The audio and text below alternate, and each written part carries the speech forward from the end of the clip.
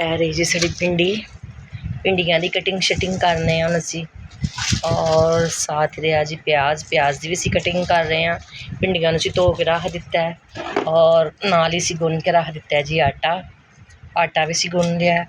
ਔਰ ਇਹ ਧਨੀਆ ਔਰ ਇਹ ਸਾਡਾ ਸਾਲਨ ਜੀ ਆਲੂ ਮਟਰ ਦਾ।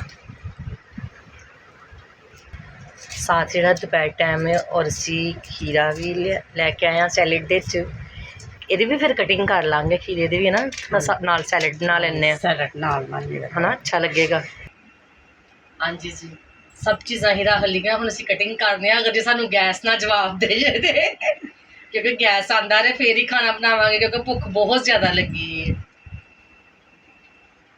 और सब नूं बहुत बहुत ज़्यादा साडा सलाम। और साडे चैनल नूं जल्द तो जल्द सबसक्राइब करो और वीडियो जी दोस्तां नूं शेयर करो और लाइक करो।